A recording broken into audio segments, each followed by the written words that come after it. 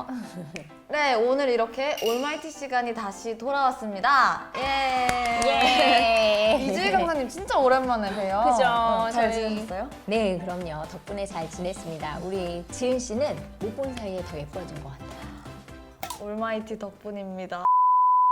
우리 지은 씨는 저 혹시 처음 만났을 때 어떤 이미지라고 느끼셨어요? 이주희 강사님 처음 뵀을 때 되게 고민이 막 술술 나올 것 같은 그런. 자, 저는 우리 지은 씨를 처음 봤을 때 어땠냐면 너무 예쁘기도 했지만 뭔가 친해지고 싶다라는 느낌을 받았어요. 이런 것들 저희가 이미지라고 이야기를 하는데요. 오늘 이미지에 대해서 알아볼 거거든요. 자, 제가 사진을 하나 가져왔어요. 자, 우리 지은 씨 저거 보면 네. 뭐가 떠오르세요? 19세.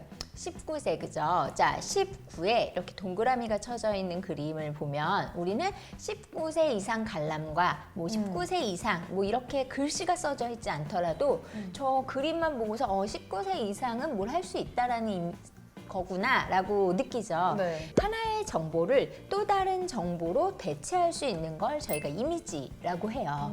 근데 이 이미지가 사람에게도 있거든요. 예를 들면 굉장히 기성복 사이즈가 맞지 않는 큰 체격을 가진 사람을 보면 많은 사람들이 뭐라고 그 사람의 성품이라든지 성격을 이야기할까요? 좀 게으르다?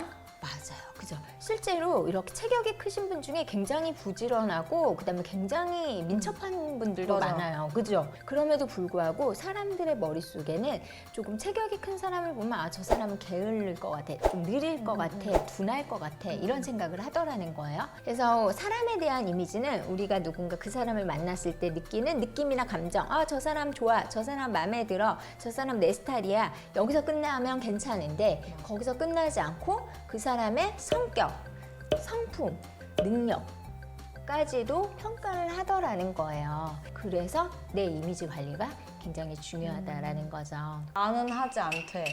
다른 사람이 하는 거 막을 순 없으니. 나를 관리해야 된다. 미국에서 되게 재미있는 실험을 했어요. 예, 6명의 배심원들에게 그 범죄를 저지르는 그 범죄자들을 이렇게 그룹으로 놓고서 이 사람들에게 각각 벌금을 부과하라고 했어요. 죄를 지은 범죄자들을 두 그룹으로 만들었어요. 한 그룹은 어떻게 만들었냐 하면 겉으로 보여지는 이런 차림새가 좋지 않은 사람들, 그리고 이분들이 이 재판에 참여할 때 어떻게 참여했냐면 하품을 한다든지 막 이렇게 머리를 긁는다든지 자, 이런 자세로 앉아서 재판에 참여하도록 한 그룹을 만들었고요. 네. 자, 한 그룹은 어떻게 했냐면 죄를 짓기는 했지만 굉장히 단정하게 옷도 굉장히 단정하게 입고 머리도 이렇게 깔끔하고. 단정하게 한 상태에서 반듯하게 앉아서 재판에 참여한 사람들로 범죄자 그룹을 만든 거예요. 자, A 그룹하고 B 그룹은 벌금의 차이가 있을까요, 없을까요? 있을 것 같아요. 얼마나 있을 것 같아요, 지은 씨? 2배? 역시 우리 맞아요? 지은 씨는 아주 착해요. 아, 네, 아니구나. 때묻지 않았어요. 아니구나. 자, 지은 씨가 말한 거에 10배. 20배요? 그러면? 네, 20배나 차이가 났다는 거예요. 자, 그래서 이 실험을 마치고 난 다음에 배심원들에게 질문을 했어요. 범죄자들의 이런 태도나 이런 겉으로 보여지는 용모 복장이 벌금을 부과하는데 영향을 줬나요? 라고 했더니 이분들 뭐라고 말했을 것 같아요? 아니요. 그죠? 맞아요. 아니 무슨 소리냐고. 우리는 지은 죄로만 벌금을 부과했기 때문에 우리처럼 이렇게 그 굉장히 정직하고 청렴한 사람들은 이런 선입견을 가지고 판단하지 않는다라고 이야기를 했다라는 거죠. 그래서 이 실험의 계획된 의도와 과정과 결과를 이분들에게 공개했더니 이분들 굉장히 충격을 받았대요. 네. 본인은 굉장히 스스로 정확한 사람이라고 생각했는데 그렇지 않더라는 거죠. 왜요? 눈이 있기 때문에. 자, 그래서 이미지는 중요할까요, 안 중요할까요? 너무 중요하네요. 네, 너무 중요하죠. 무의식을 그냥 뭐라 그래야 되지? 무의식까지 지배해버리는 그런? 이미지가 크게 두 가지로 저희가 나누고 있어요.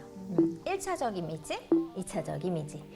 1차적인 이미지는 뭐냐면 얼굴, 표정이라든지 그다음에 이런 헤어스타일이라든지 내가 옷을 입는, 옷 입는 스타일이라든지 목소리 이런 것들이에요.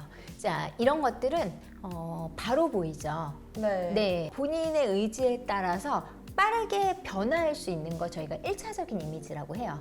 그리고 2차적인 이미지는 뭐냐면 습관, 태도, 매너 이런 것들을 2차적인 이미지라고 하거든요. 예를 들어서 우리 지은 씨가 여기 맛있는 커피를 한 잔 가지고 왔는데 네. 제가 지은 씨 커피 드세요라고 할 때 네. 지은 씨 여기 커피 한 잔 드세요. 이렇게 줬을 때랑 네. 지은 씨 커피 한 잔 드세요. 이렇게 드렸을 때랑 저의 이미지는 어때요? 달라요. 그죠. 네. 자, 그래서 이런 태도라든지 습관이라든지 이런 것들을 실제로 빠르게 갑자기 확 바뀌지는 않죠. 네, 습관이라는 건 굉장히 오랜 시간에 맞아. 걸쳐서 내 몸에 익어 있는 거잖아요. 그래서 이런 것들을 2차적인 이미지라고 이야기를 합니다. 순간적으로는 만들 수 있지만 유지하는 거 어렵다라는 건데요. 특히 2차적인 이미지는 잠깐 눈속임은 할 수 있지만 이게 오랜 시간을 같이 보내다 보면 나오더라는 거예요. 그래서 평상시에 내가 이런 좋은 습관과 좋은 태도를 가지려고 노력하는 거 굉장히 중요합니다.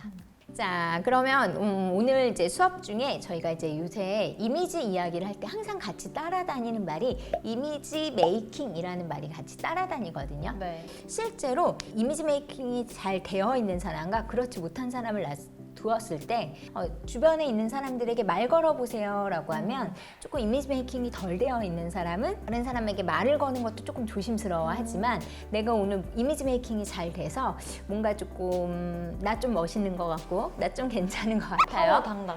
맞아요. 그러면 그냥 지나가는 사람에게 뭔가 요청을 하거나 도움 요청을 할 때도 굉장히 당당하게 도움 요청을 하더라는 거죠.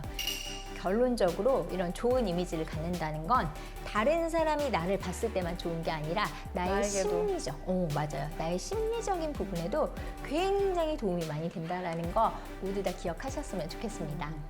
오늘 이주희 강사님과 함께 그 이미지에 대해서 좀 얘기를 해봤어요. 그때 뭐라 그래야 되죠? 그 자존감을 사실 높이는 방법 중에 하나가 이제 남의 시선에 신경 쓰지 말아라 이렇게 배웠는데 오히려 약간 이런 이미지로 인해서 자존감을 더 키울 수도 있다는 거를 좀 알게 됐던 것 같아요. 맞습니다. 그리고 다음 시간에 준비한 게 있습니다. 오. 저희 API 진단이라고 해서 내가 가지고 있는 이미지를 다른 사람이 봤을 때 조금 더 분류해서 볼 수 있는 표가 하나 더 있어요. 네, 그래서 다음 시간에는 API 진단으로 만날게요. 그러면 네 검사를 해보도록 하겠습니다.